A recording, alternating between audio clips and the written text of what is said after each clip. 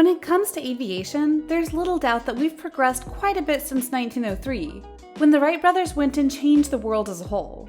Planes went from hand-started propeller mobiles to ones powered by engines to ones propelled by jets, and have taken all sorts of shape and sizes as time has gone on.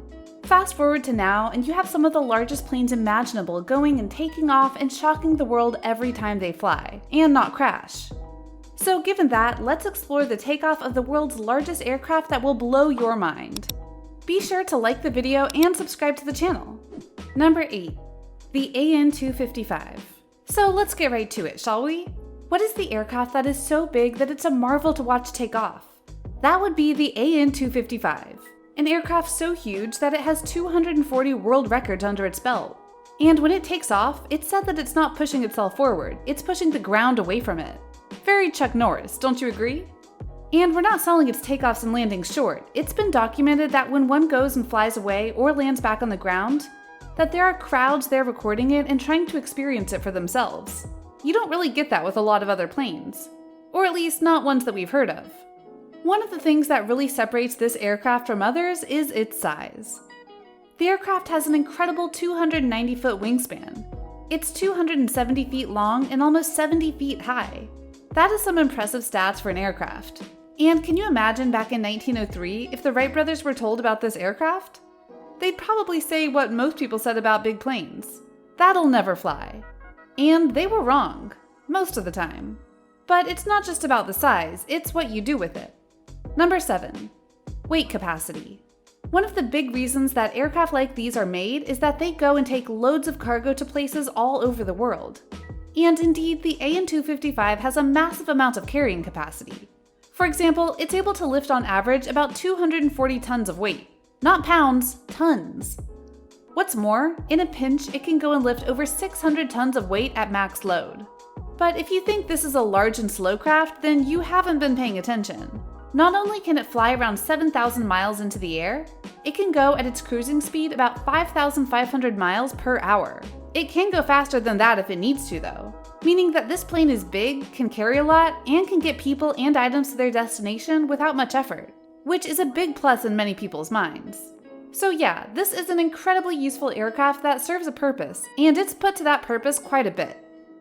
Number 6. The takeoff distance. Given the size and weight of the plane, and the amount of cargo that it can hold, you might wonder how long it takes for such a plane to take off. Do remember that while planes are powerful, they can't just instantly take off into the air. Rather, they need to go and build up speed and momentum in order to take off, and also need longer to decelerate. Which is why most safe airports have very long runways for these larger planes to take off and land on. For the AN-255, this has never been more needed. Because without any cargo on itself, it needs about 1.2 miles to go and get the speed and momentum needed to take off. But if it's carrying a lot of cargo, that distance goes and becomes 2 miles. Which is a lot if you can't tell, but the trade-off is that when it does lift off the ground, it's going about 348 miles per hour to start. So that should help you get some context. Number 5. The cargo hold. We already talked about how much cargo this aircraft can hold, but it's much more than that. The cargo hold of this plane is actually longer than the first flight of the Wright brothers' plane. It's actually been likened to an aircraft hangar in terms of its looks and space. Not surprisingly, the aircraft could actually go and carry another aircraft inside of it should it want to, making it a kind of aeronautics nesting dolls, wouldn't you say?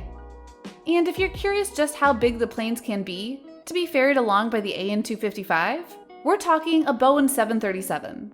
That massive passenger jet can well and truly fit inside the AN-255 if it wanted to. Granted, them doing that would be an odd thing, and likely would only happen in emergencies, but the point is made.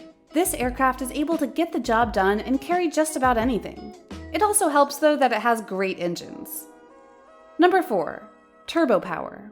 If you take one look at the AN-255, you'll notice right away that the plane has not 2 or 4 but 6 Mite engines. These are the Progress D18T turbofan engines.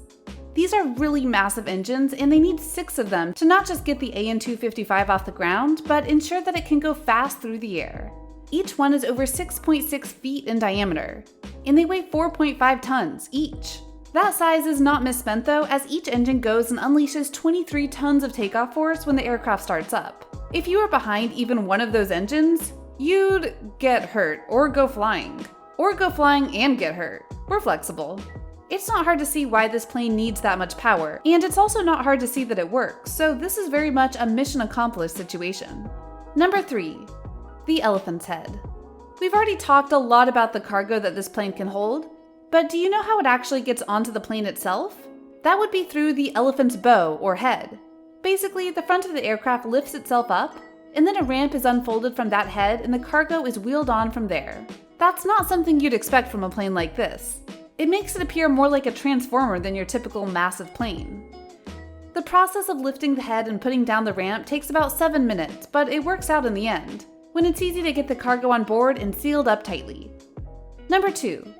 The origins of the AN-255. We've dropped a lot of specs on you in regards to this plane, but one question very much looms large. Why was this plane even created? To answer that, you need to go all the way back to the Soviet Union. They were working on something called the Spiral Project, which was a very ambitious plan to go and create an aircraft that wouldn't just fly itself into the air, but also a shuttle. One that would take off from the aircraft itself and then go into space. The overall project was scrapped, but the Russians kept going and made their own versions of the US space shuttle launch and got craft into the air. The problem, though, was transporting the various parts of the shuttle and rockets that were required for liftoff to the various launch sites. These parts sometimes weighed dozens, if not hundreds of tons. So thus, the need to go and create a massively heavy and capable jet transporter was born. It started out based on a previous AN model, and like the initial Spiral project, was supposed to go and launch the shuttle off its back in the early design phases. But that got scrapped so that the aircraft could just go and be itself. Its first flight was in 1989, which means that this aircraft, which is still in use today, is over 30 years old. Number 1. Will anything ever top the AN-255? When you really take it all in, there's a very simple and basic question that needs to be asked about this aircraft. Will anything ever top it? That's fair to ask because, in truth, while the aircraft is good, it's really big. Plus, there are all sorts of issues with it in the long term that it doesn't make sense to try and go bigger with it. For example, the wheels are strong enough to hold up the plane, but they have to be changed out regularly because of the wear and tear done to them. Not to mention, many airports won't allow this behemoth to go and land on their runway because pieces of tire always fly off, it seems. Plus, as big as it is, rarely is there a need to lug such massive amounts of cargo long distances, which actually gets shorter for the plane depending on how much it's carrying. There's also the factor of it taking about a day and a half to go and fuel it up after it's out. So while it is a feat of engineering, this is one biggest item that the Russians can likely keep. So what do you think? What do you think of this look at the AN-225, the largest aircraft that can take off and just leave you stunned when it does so? Can you believe we've made it so far that something like this was even possible? Would you love to be behind the steering wheel of this beast as it takes off?